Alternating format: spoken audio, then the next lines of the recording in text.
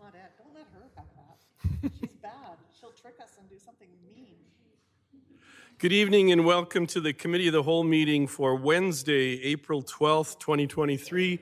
And we are beginning right on time at 6 p.m. And I'm calling this meeting to order just because I like to hit the gavel. At this time, I'd like to confirm the agenda. Are there any emergent items from any of the councillors tonight? Councillor Montgomery, do you have anything tonight? No, thank you. Thank you. Anything from admin? So administration is recommending that council remove 7.1 medical services advice from officials. Thank you. Then at this time, I'm looking for a motion to confirm as amended. Councillor Peterson. Thank you, Your Worship. I would move confirmation of the agenda of April 12th, 2023, Committee of the Whole meeting as amended. Thank you. All in favor? And the motion, oh, sorry, I could see you, Councillor Montgomery. Thank you. And the motion is carried. And that takes us to delegations. 3.1, 22-23, quarter 3, RCMP Municipal Policing Report. And we have Staff Sergeant Will Gosh with us tonight. Good evening, sir. Good evening, Your Worship and members of Council.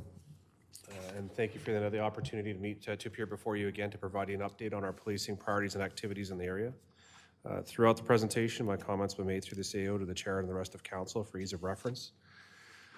And I have the update for you for quarter 3 of this current fiscal year, which spans between October 1st and December 31st, 2022.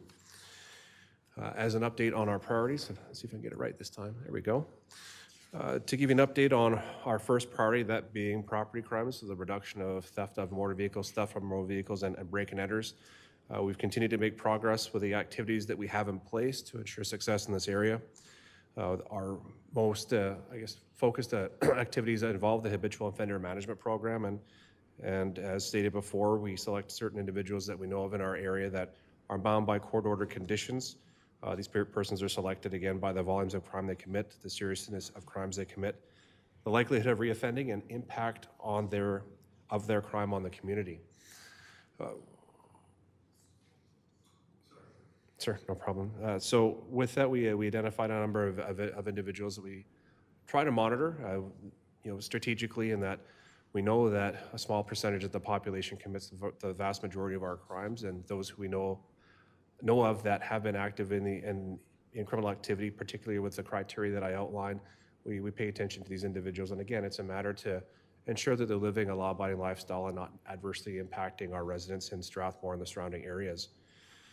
We were monitoring throughout quarter 3 a total of 15 habitual offenders. Through quarter 3 months, our members conducted 86 checks. 5 of the 15 offenders and properties that we're monitoring do reside in Strathmore, or at least through quarter 3. Of those offenders, we had one who was in violation of their conditions, which resulted in the submission of a charge that was added to that person. Otherwise, the remainder of the checks on that person were compliant with their conditions. Another was identified as a person who commits a large, significant volume of crimes throughout their history, but also in the Strathmore area. This person was found not to be in compliance with the conditions. We sought warrants for their arrest.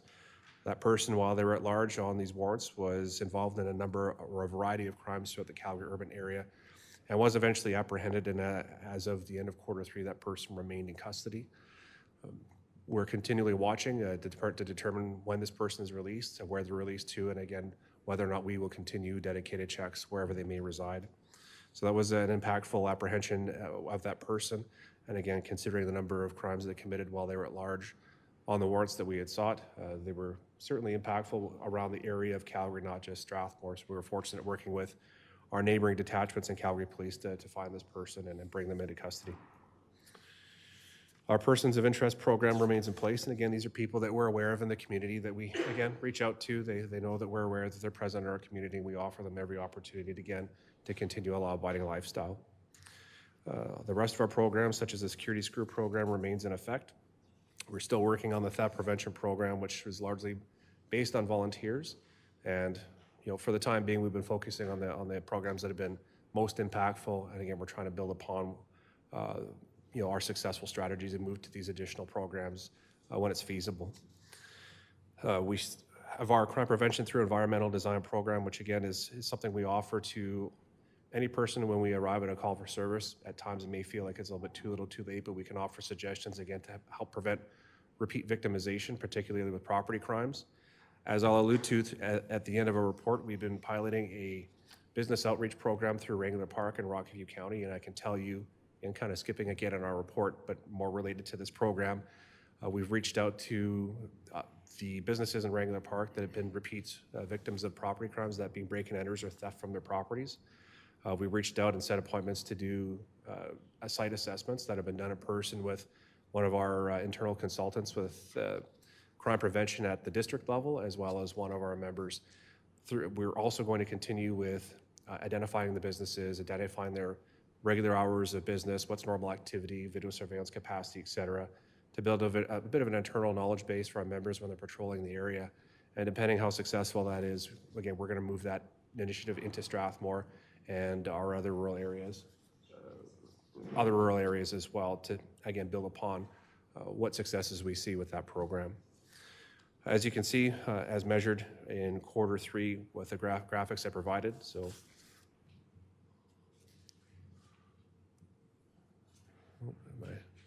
a bit of a visualization as described before, again noting that we were predicted a bit of a return to normalcy after 2 years of artificially low crime statistics in 2020 and 2021. Again, Q3, we're noticing that we're either at or below our historical averages when we look at our crime levels. When we look at our break and enters, theft of motor vehicle, and theft from motor vehicle.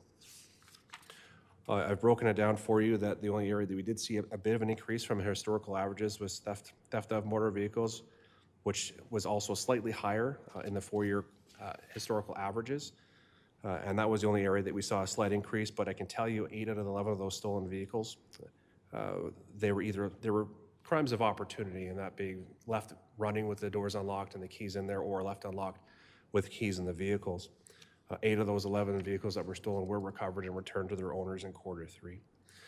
So leading forward to Q4, that which is the cold months in January to March, we rolled out Operation Cold Start, targeting those particular areas of crimes of opportunity where our members were driving around looking for vehicles early in the morning that were left running in driveways. And if they were found running, they would check to make sure they were locked, and if not, they would contact the vehicle owner and engage in a discussion with them about how to best safeguard their property, and particularly their vehicles. And you'll see more of that in our Q4 report. Overall, we are at or below historical averages for Jonathan? Q3. Sorry, Your Worship. We're having issues with our live stream right now. We might just have to call a quick recess just as we kind of restart that. So, Your Worship, I would move that we take a 5-minute recess, or a recess until we've resolved our streaming program. thank you. All in favor? That motion is carried, and we are